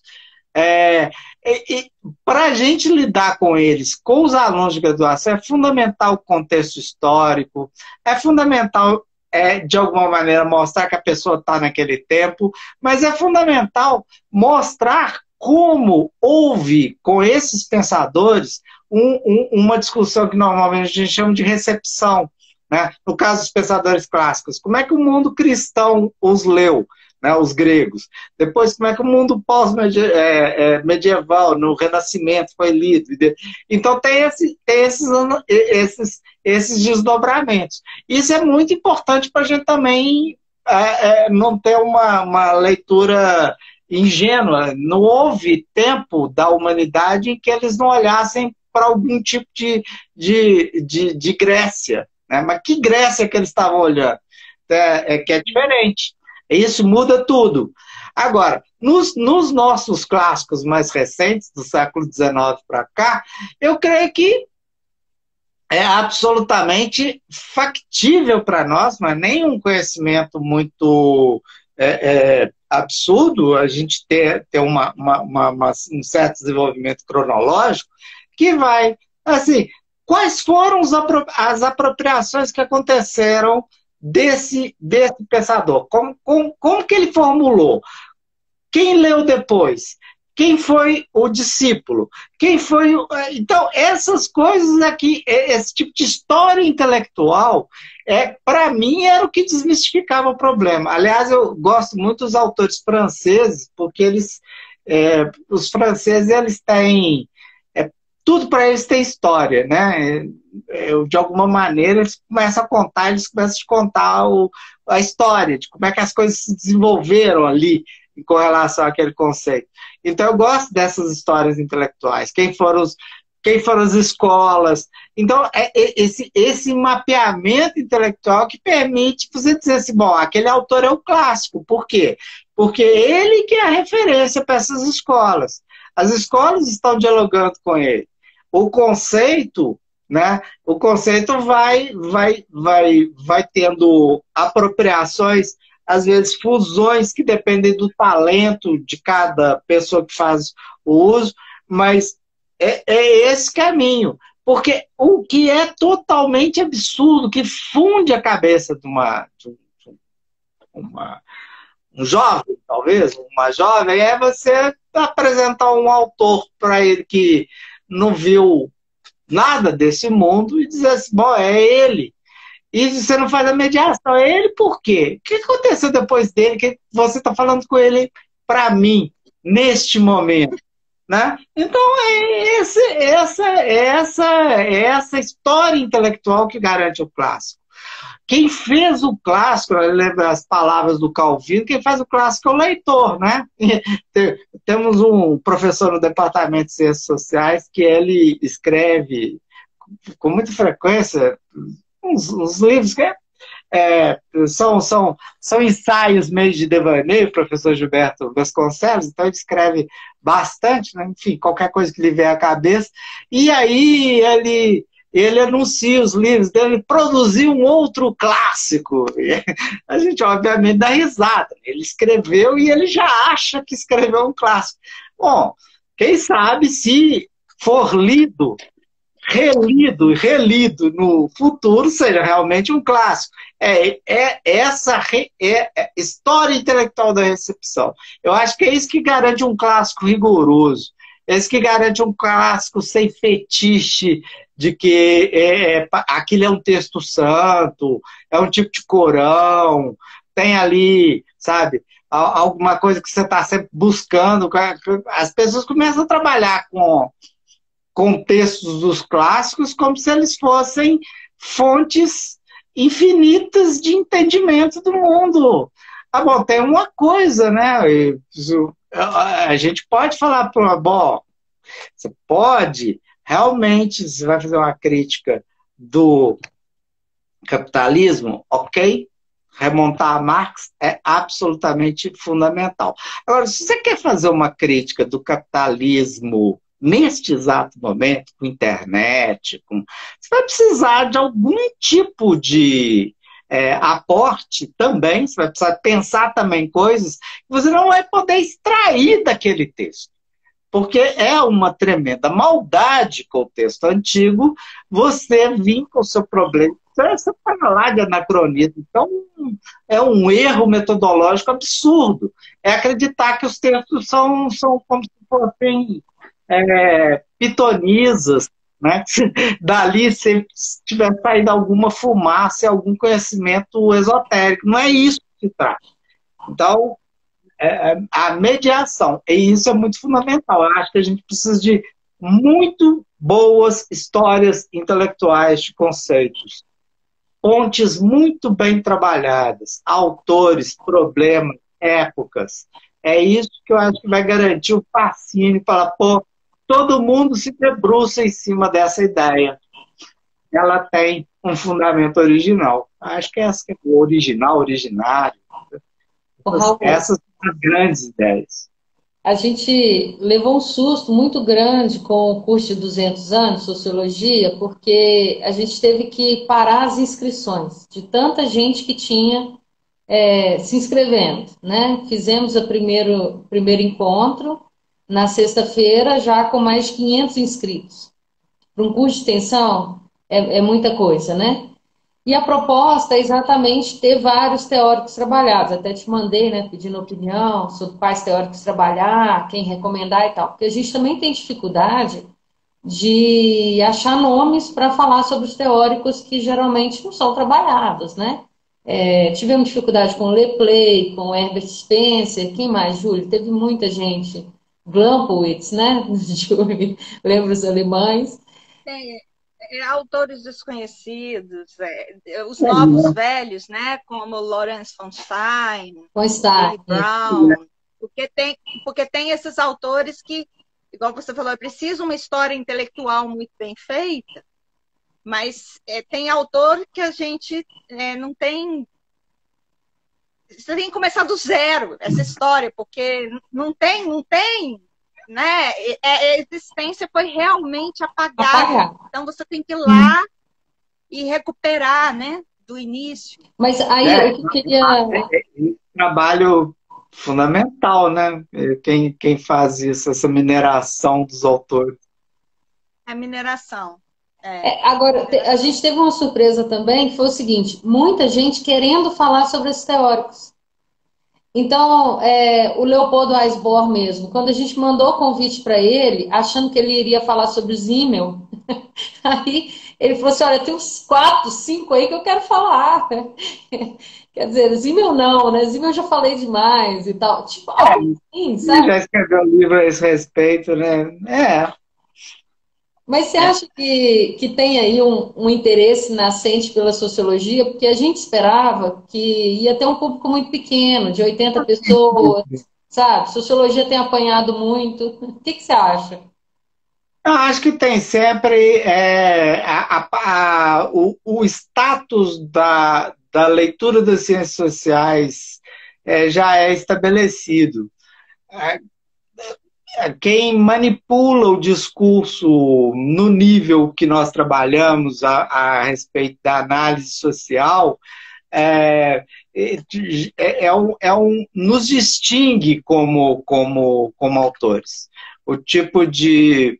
Então, eu acredito que, eu creio que, por mais que se apanhe, eu acho que isso faz parte do debate intelectual, né?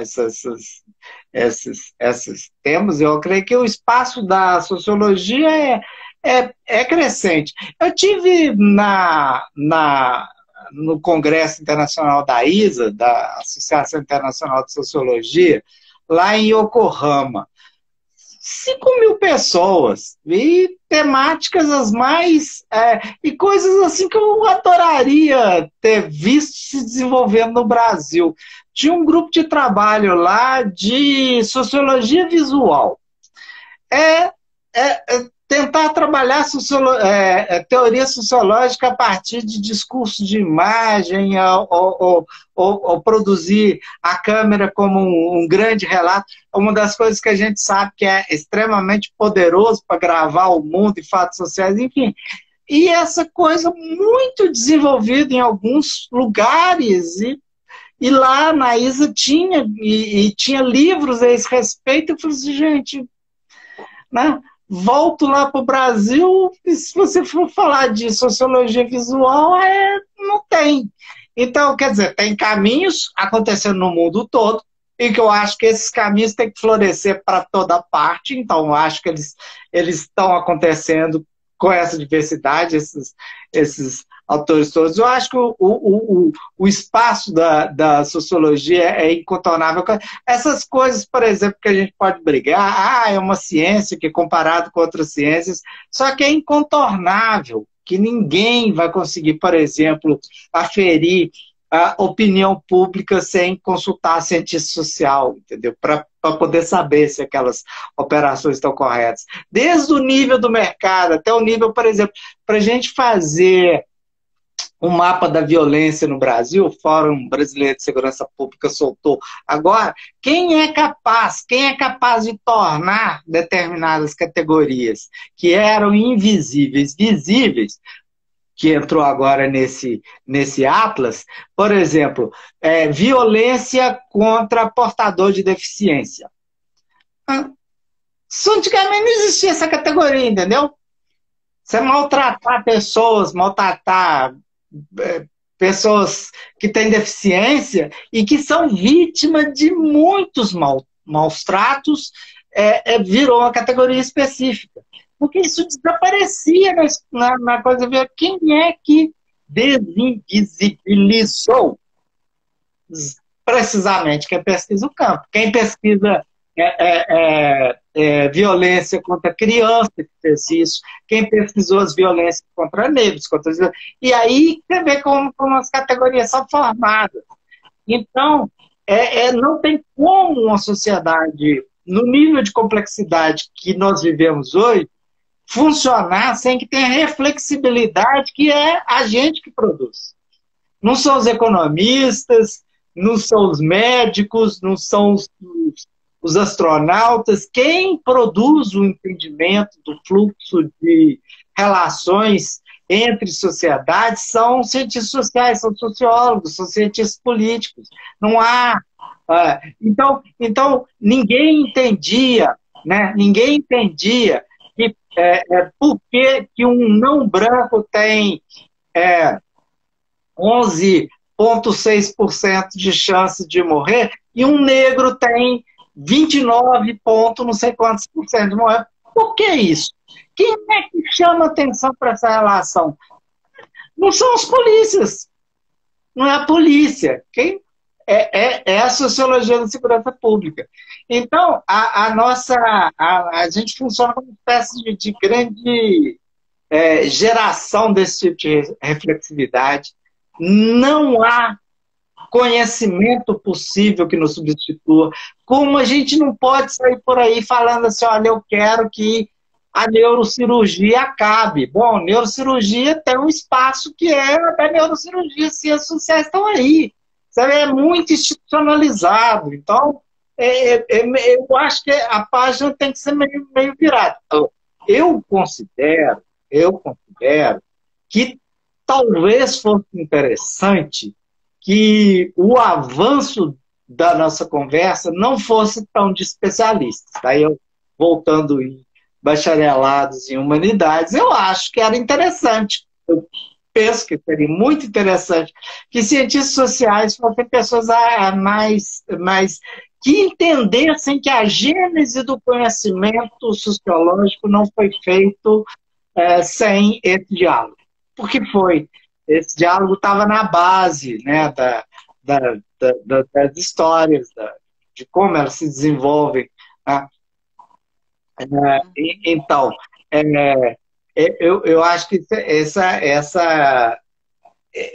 essas explicações de gênese, mas tem o nosso lugar completamente garantido. O problema é dizer para o caminho. Os problemas não são mais os mesmos. Eu volto àquele tema. Os problemas são novos. Essas agendas novas que vocês duas, por exemplo, trabalham, né? Isso tem que crescer. Agora, eu penso que é para além de clássica, tá?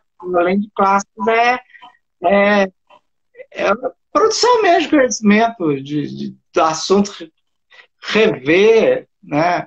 Tem umas coisas muito absurdas, porque a gente mede, né? O mundo a universidade branca, homem, etc. Por quantos séculos foi assim, né? Até mesmo quando a gente traz temas Isso novos. chama a atenção da gente, para a disputa em torno do currículo, né? Toda a discussão sobre o que vai ser ensinado em sociologia no ensino médio, por exemplo. E aí, quando você acaba organizando esse ensino com base no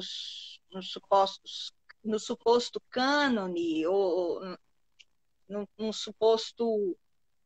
numa identidade institucional da disciplina, né? E não na dinâmica dela, na lida dela com problemas, acaba que dá margem para muita mal interpretação. Inclusive, também manipulação para fugir exatamente desse papel de gerador de reflexividade, que é o papel principal de uma disciplina como essa no ensino médio, né? Ali você vai ficar defendendo ali perspectivas, escolas, linhagens que se constituem como doxos, né? Vão depender muito mais da afinidade de um professor com uma determinada linha teórica, com um determinado autor, do que necessariamente com esse investimento didático-pedagógico no potencial da sociologia enquanto gerador de reflexividade. A batalha no Brasil, ela tem componentes práticos, assim, terríveis, né? Era a gente ter pelo menos alguém formado em sociologia para dar aula de sociologia. É a segunda principal opção de professores de diversas áreas dar uma disciplina de sociologia. A outra vai ser que a gente não vai conseguir avançar numa disciplina desse tamanho sem criar arestas com pensamentos conservadores de diversas ordens, tá? Isso é um ponto que não tem como. Todas as vezes que a gente começar a tocar em temas de moralidade, por exemplo, né, de relativismo de moralidades, isso vai bater quer dizer, isso vai bater como um problema. Então, tem um certo meio conservador brasileiro que ele é um dos campos de batalha específicos, tá? Eu acho que isso ainda vai entravar muito caminho aí pela frente. Do ponto de vista prático, era garantir que professor de sociologia tem que ter diploma específico.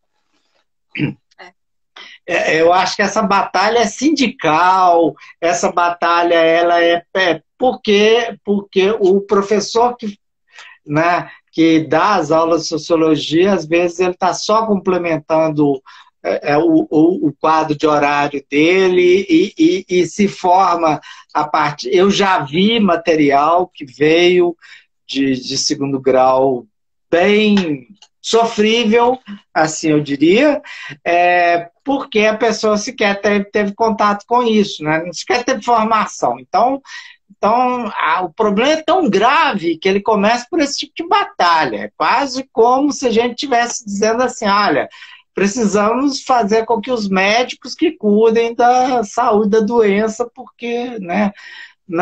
Pois é. Então, isso é um assunto de desdobramento muito, muito longo ainda, eu acho, né? Explica a demanda pelo curso também, né, Fernando? Lógico. Eu me lembro aquela conversa que por que pesquisas, né, que saíram em revistas e dizendo assim que a maioria dos jovens de 16 a 18 anos consideravam que o homossexualismo era genético. Claro, ele só tem aula de biologia. Ele só tem aula disso, ele não tem aula de antropologia, ele não tem outra visão possível. Então, quer dizer que eles são normais, né? Foi ensinado isso para eles, eles devem pensar isso. Surpreendente seria se eles falassem contra esse massacre biológico que a gente viu, eu quero pensar outra coisa. Seria realmente E diminui a carga horária de sociologia no segundo grau também, né? E torna ela uma disciplina não obrigatória. Para disciplina que não tenha essa reflexividade, né? Ou chama isso de ideologia de gênero, que a gente ouve. Ideologia de gênero não é a supremacia do homem sobre a mulher. Já até ouvi colegas sociólogos falando que o patriarcado não existe. Meu Deus, onde é que você se formou? Né? Você fez para dizer que o patriarcado não existe. E aí essa discussão da igualdade de gênero é ideologia de gênero, quer dizer. É muita loucura, né? Pois é. Tem esses problemas de formação, então tudo tem que ser resolvido. Então, essa fronteira de ensinar alguma coisa que vai balançar, talvez, convicções dos alunos, né? Porque é uma coisa que tem uma complexidade por causa da interação com a instituição escolar, com a família que às vezes não gosta. Enfim, está montado. Agora, a gente topar que o conhecimento de sociologia passe regulamentado pelo Conselho Federal de Educação como conteúdo de sociologia, porque é assim que está, né? Você não tem... Crie conteúdos de. Isso. Então a gente meio que tolera uma história de capacho, assim. A gente meio que tolera ser subprofissão aqui. Mas não é isso de conteúdos de. Não, tem que ter aula de sociologia, tem que ter currículo, tem que ser professor. Né? E, gente, é tudo de uma irracionalidade muito grande. Né? As pessoas não entendem, por exemplo, que professores de ensino médio têm que ser altamente qualificados. Gente, exatamente, uma pessoa de formação, você vai dar para ele alguém que não é qualificado? Não. Você tem que exigir que as pessoas sejam formadas, altamente qualificadas, para elas poderem trabalhar. Sem isso, a ponte não vai ser feita. Não vai ser feita. Agora, o tipo de escola que a gente tem aqui no Brasil, que a escola parece ser uma espécie de preparatório para você entrar para a universidade, tudo brincadeira, né? Desde... O que é a vida de um adolescente? Ele é um pré-universitário? Isso é ridículo. Quer dizer, ele não tem nada nessa época que tenha sentido próprio. A escola dele não tem que ter nada para isso que ele é. Não. A escola dele diz assim, olha, você está aqui num limbo, você vai ser alguém quando você entrar na universidade. A escola, ela renunciou, o ensino médio renunciou à significação como faixa cognitiva, como espaço, tudo, né? Alguém com 16 anos é alguém que está esperando de entrar na universidade. Isso é ridículo. Raul, mas isso tem começado até antes, né? No ensino fundamental, ocorre uma psicologização. A gente está vendo, eu tenho filha de 9 anos, vai fazer 10 agora, em que tem ensino socioemocional e empreendedorismo. Desde o terceiro ano do fundamental, assim. Empreendedorismo e ética. Eu leio o material... Filosofia, não. Eu leio o material, eu acho antiético, porque é uma coisa voltada para te transformar num robô, que sirva muito bem para uma ética liberal, né? Neoliberal, desculpa. Bem à la Foucault mesmo. Assim. Você está se preparando para você não chorar, não espernear, não criticar, não brigar, não, né? Tudo, porque isso significa que você é um desequilibrado, um descontrolado. Você tem que ser útil e você tem que produzir e produzir bem. Então, assim, você só pode, inclusive, se medicamentalizar, que é a questão lá, não está no conteúdo, né? Mas eu estou falando assim, que é uma coisa que segue junto, se for para você ser mais produtivo, porque, segundo essa ética, você tem que ser produtivo o tempo todo, né? Produtivo, servil, urbano, você não pode nunca ser uma pessoa que contesta ou que critica, nada disso, né? E se virar sozinho, porque o empreendedorismo é isso, né? Desde cedo você aprender que você está no mundo, problema Sozinho e ter seu, a vida que você merece. é com a vida que você merece, exatamente. Já está condenado. É, a, é muito complicado, como se esse mundo da hipercompetição fosse sustentável para médio prazo, né? A gente acaba, as pessoas vão estudar e daí a pouco ela vai descobrir que é precisamente esse mundo que tem esses valores que ele entrou num colapso de irracionalidade, que ele não consegue contemplar as pessoas que aderem a esse tipo de projeto. Realmente é muito triste, é muito desafiador. Mas a gente precisava também de ter uma regulamentação, a gente precisava ter mais controle sobre Conselho Federal de Educação, essas coisas. Controle que eu quero dizer, assim, mas agência nossa sobre isso. Eles decidem coisas que descem para o Brasil inteiro e que necessariamente não são decisões é, bem pensadas, como, por exemplo, as decisões relativas a licenciaturas, se forem viabilizando as licenciaturas, criando horas e horas de disciplinas que torna as licenciaturas um negócio tão gigantesco, tão que as pessoas passam séculos tentando se formar para ser professor e ser mal remunerado, um negócio então, eu até entendo que da maneira como estava a licenciatura não podia ficar, mas eles pegaram e estabeleceram normas que valem lá do Arroio Chuí até a Amazônia Ocidental, não tem o mesmo, a mesma quantidade de horas, é uma coisa inviável. E isso é decidido assim. Quer dizer, a gente tem muito pouco autonomia universitária no Brasil. Autonomia universitária que é alguma coisa que a gente não exerce de fato.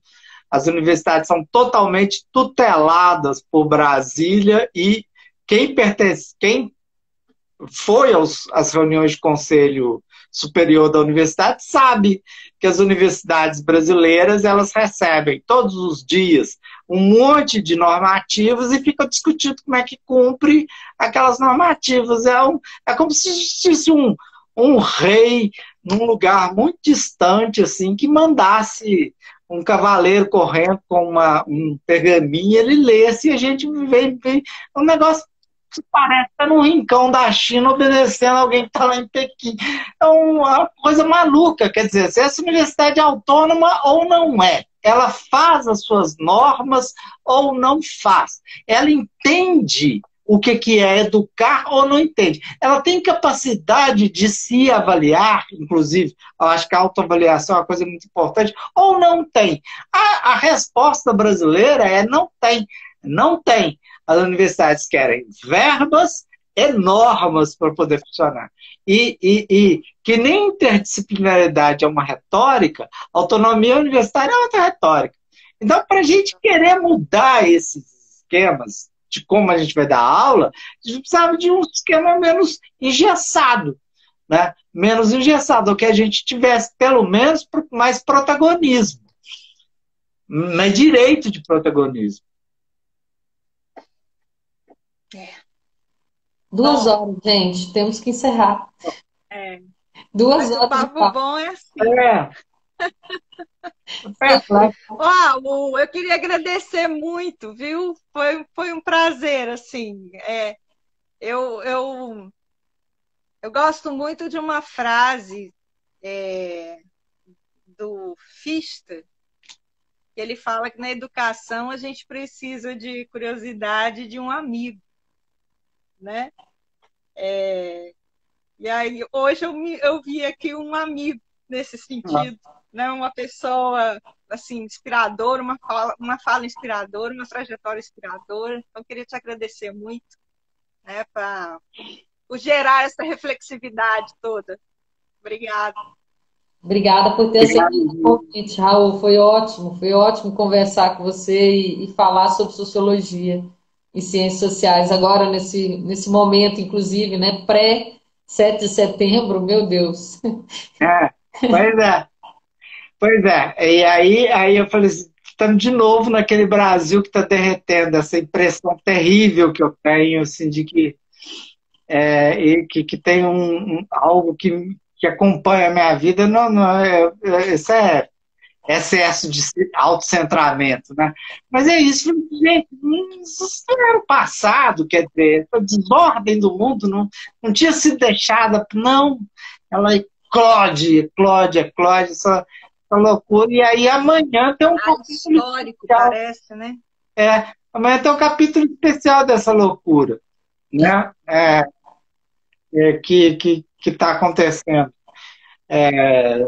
Tipicamente no Brasil, que é aquelas coisas que a gente não entende o que é que uma pessoa precisa fazer para você concluir que ela não pode estar na condição de presidente da República. Algo que tudo indica tem que fazer alguma coisa muito grave, porque destruir o país não é o suficiente, né? Tem uma... É assustador mesmo esse campo, mas felizmente eu acho que estamos aí para continuar mexendo, né? Então, e vocês estão de parabéns pela iniciativa. Espero poder contribuir sempre, espero poder contar com vocês em conversas futuras também. Claro. Obrigada, com certeza, com certeza. Vamos lá. Partilhamos o destino da nossa terra. Então, gente, vamos encerrar agora. Até a próxima. Nós vamos ter semana que vem o Gilmar Santana da Federal do Rio Grande do Norte, depois o Fábio Fraga da Federal do Jequitinhonha, do Vale do Jequitinhonha e Mucuri, Jacob Lima da UFSCar na seguinte, na próxima Marcos Abraão do IFE de Campos, e assim a gente segue. E Lelita Benoit no curso de 200 anos da Sociologia, agora na sexta-feira, a Lelita do Diese, e na sequência o Sérgio Tisque da UFSC. Na outra sexta. Estamos com uma programação aí toda semana, entre férias, carnaval, quando chegar, né? Tudo, Natal. Beijo, gente. Tchau. Parabéns. Tchau. Obrigada.